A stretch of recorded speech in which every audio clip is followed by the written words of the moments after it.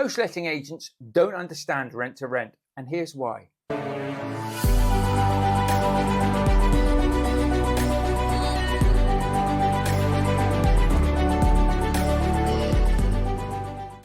Hello, my name's Mark Fitzgerald. It's great to have you joining me here today. So, as we said at the beginning of this, most letting agents do not understand rent to rent. Okay, so if you're going in there saying, oh, do you do corporate lets? Do you do this? Do you do that? Most of the time, they're just going to put their wall up and say, no, that sounds dodgy. It sounds like you're a rival to what we're doing. Why would we want to work with you? And even if they do say yes, a lot of the times they're never going to call you. They're never going to get back to you. See people all the time saying, oh, it's great. I was chatting to a letting agent the other day. They get it. They're going to give me a call. They're going to show me some deals. Now, if they are, wicked, great stuff. But majority of the time, they're not. They're just saying yes to get you off the phone or to get you out of their offices.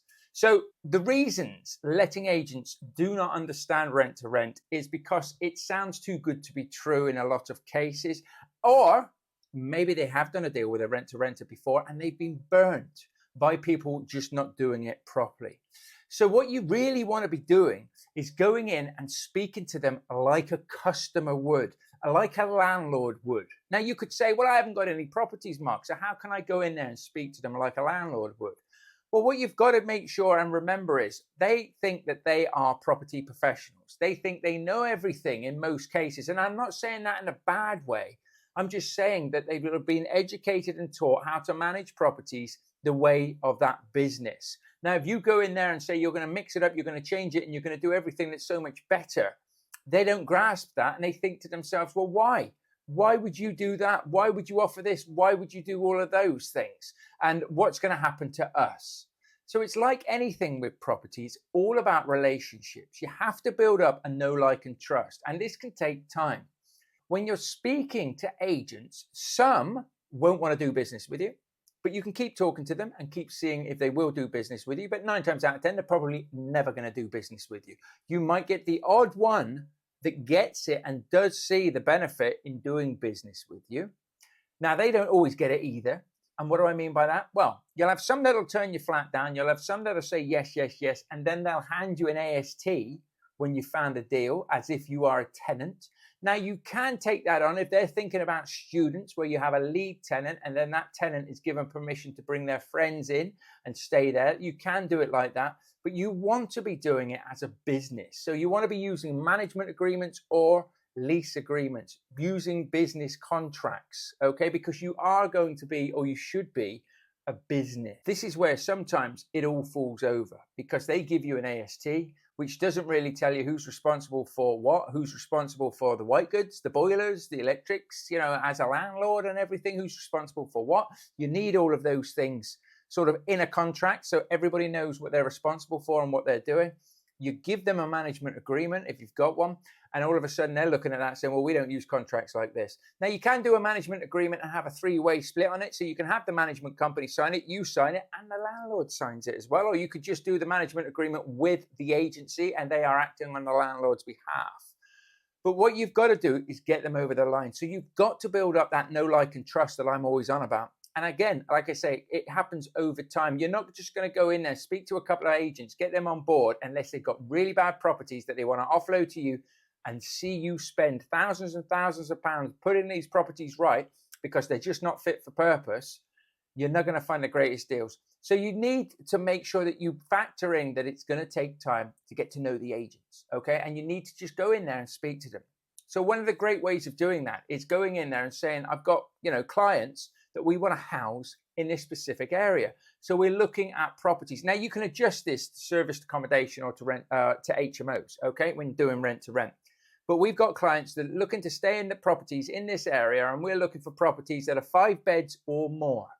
Do you have anything like that on your books? Now, they might say that sounds like an HMO. We don't deal with HMOs. If that is the case, your eyes should light up and you should be really excited and say that it is.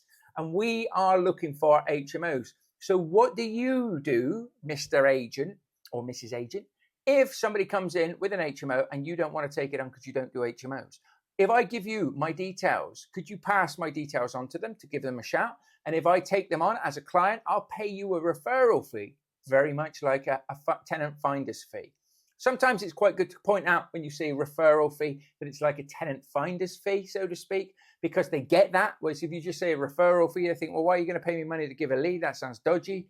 So point things out, make it stupid simple for them. Okay. So make sure that you're building up that trust. Make sure you're asking them what they specialize in. Make sure you're just talking to them as if you've got people. You might not have people yet, but you will have. If you're building up an HMO business or an SA business, you will have people, you will have demand. You might just not have it right now. Now, the other thing I like to say on that caveat is when I have the property and I put people in it, we like to look after our customers. Okay, we treat everybody as customers. So what we tend to do is look after the property and, of course, looking after the clients that are in the property as well. And, of course, then you would basically be dealing with me and my business. So we would be working together. Now, what we also like to do is because we've got the privilege and we're able to do this, we like to make sure that whether we've got our clients in there or not, the landlords are getting a guaranteed rent. They're getting paid each and every month, which also means that you're getting paid each and every month with your percentage for whatever you charge the landlord. So it's a win-win for everybody. We get to house our clients, you get paid each and every month, and we look after the properties and maintain them to the highest standard because that's what our clients expect. Have you got any properties that would suit that criteria? And then you just go quiet and you see what they say. And majority will say, no, we don't do that. Sounds like corporate lets. You can call it whatever you like. And that's fine. No problem. Is it okay if I check in with you maybe in the future just to see if anything changes? Most of the time they'll say yes. I haven't actually had anybody say no, never come back. So you've got permission to go back. If they do say yes, start looking at the property, start talking to them about them. Only tell them so much. You don't want to tell them every last thing that you can do, but you want to tell them enough to give them peace of mind to know that you're going to be looking after the property. So we take the properties on, we put our clients in there. We make sure that we only put the highest caliber of clients in the property so that they maintain, look after the place. They're all vetted properly. We also make sure that they pay deposits and things like that. And the other thing is we also make sure that there's regular cleaning going on in that property as well. So we will be maintaining it, as I say, to a really, really high standard and making sure that the landlord's investment is staying at peak condition. And of course, it works very, very well. So if you go in and you speak to agents in that sort of manner, I think you'll find that you get a lot more traction than if you're just going in there saying, listen, I'm looking for any corporate lets that you're going to, corporate lets. So my students who are on the rent-to-rent business builder and things, and I say to them sometimes on the group coaching sessions, what are you saying to the agents? And they'll tell me, and I'm just like, who's told you to say corporate lets? I know it is corporate lets, but who's told you to say that? Because it's not me. Because they hear it all the time. Everybody's saying it. So don't be the person that keeps saying it. If people are going out there saying corporate lets, and it is a corporate let, let's not get it wrong. If they say, oh, that sounds like a corporate let, just say, well, yes, it is. But this is how we operate. Let them tell you it rather than you saying corporate let to them. Why? Because if you keep hearing the same thing, you switch off to it, you just think, oh, it's another one of those. So go in there with a different approach, okay? And it really is about making sure that they understand that you are a safe pair of hands for them to be able to get it. Otherwise, they'll never get it. And some people won't ever get it. So small agencies, family-run agencies are very, very good to get in there and speak to those. The big franchises can be a lot more difficult to actually get any traction on.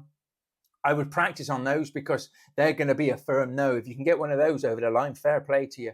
But I have students and I have done it myself. I have got deals through letting agencies, but it takes a bit of time to build up that trust, to build up that sort of relationship with them where they're happy to pass you on their precious clients in return for you to be able to help them do a job. And I always say I'm looking to work with a partner sort of company where we do a good job for you. And of course, if we do a good job for you and you have any other landlords that were interested in this service, we can make it a win-win for everybody, can't we? I always say I'm not looking at being the biggest, and trust me, I'm not looking at being the biggest. I just want to be the best at what I do. So if you need any help or support with that, then do check out thepropertyunleashed.com. We have free tools and resources there for rent to rent, serviced accommodation, HMO. We also have masterclass trainings that are 100% free. And of course, we have the rent to rent business builder and the ultimate serviced accommodation business builder, which are training packages, which involve coaching, which involve all the contracts, all of the guides, everything that you need, plus the help and support and coaching from my good self and our other head coaches and experts in these sectors. So if that's of interest to you, check out thepropertyunleashed.com or reach out to me on social media. And in the meantime, keep watching these videos or listening to these podcasts, and I'll see you in the next episode. Bye for now.